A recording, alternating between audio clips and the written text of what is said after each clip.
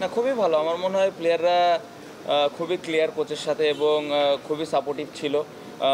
Proper plan, প্রত্যেকটা প্লেয়ারকে proper plan দিয়েছেন এবং ড্রেসিং রুমের পরিবেশ খুবই দারুণ ছিল। যে প্লেয়ারটা পারফর্ম করে নাই বা যে প্লেয়ারটা পারফর্ম করেছেন একজন আরেকজনের পাশে ছিল।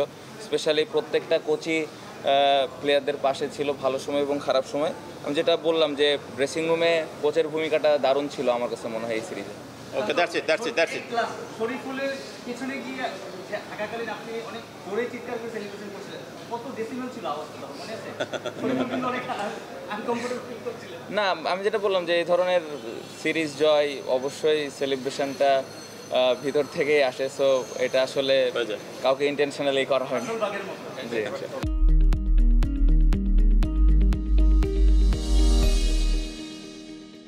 আলহামদুলিল্লাহ, আমার কাছে তো ওয়ান অফ দ্য বেস্ট অর্জন আমার কাছে মনে হয় বাংলাদেশ ক্রিকেটের।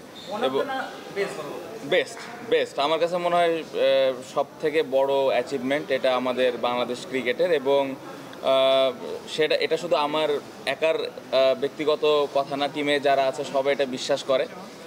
সো আলহামদুলিল্লাহ, খুবই ভালো লাগছে। সেলিব্রেশনটা কেমন হয়েছে? ড্রেসিং রুম থেকে বাস, টিম হোটেল, ট্রানজিট সব জায়গায় মিলিয়ে গত 24 ঘন্টা বা যদি 30 ঘন্টার কথা বলি। না, আলহামদুলিল্লাহ, এরকম জয় তো অবশ্যই সেলিব্রেশনটা একটু স্পেশাল থাকে।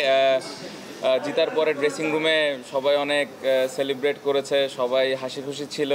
হোটেলে যাওয়ার পরেও আমরা সেলিব্রেট করেছি। পুরো জার্নিটাই আসলে অনেক আনন্দের ছিল। পুরো সময়টা অনেক এনজয় করেছি।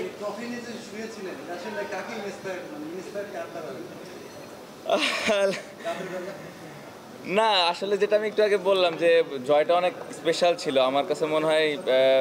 আমি যেটা বললাম যে বাংলাদেশের সব থেকে বড় অর্জন, তো মোমেন্টটা ভালোভাবে এনজয় করার জন্যই আসলে মনে হলো যে ট্রফিটা নিয়েই ঘুমাই। তো এটাই আর কি, আর কাউকে দেখে না জিনিসটা, লিওনেল মেসিকে দিয়ে শুরু হয়েছিল। সো এই আর কি। না, টু বি ভেরি অনেস্ট, ওই সময় তো পুরো ড্রেসিং রুম সবাই অনেক নার্ভাস ছিল।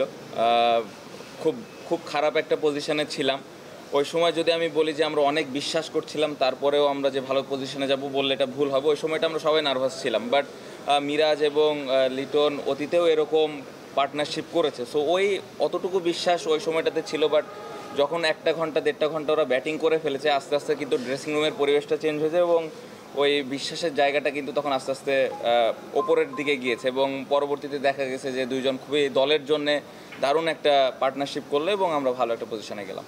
শান্ত, টেস্ট ক্রিকেট কিন্তু ডিফারেন্ট খেলা, সেশন বাই সেশনের খেলা। ওয়ান ডে এবং টি20তে দেখা যায় বেটার একটা দিনে কিন্তু অনেকেই জিততে পারে, কিন্তু টেস্ট ক্রিকেট আপনি 5 দিন 10 দিনের খেলা অনেক প্ল্যান করতে হয়, পিছিয়ে থেকে এগিয়ে যাওয়ার সুযোগ থাকে।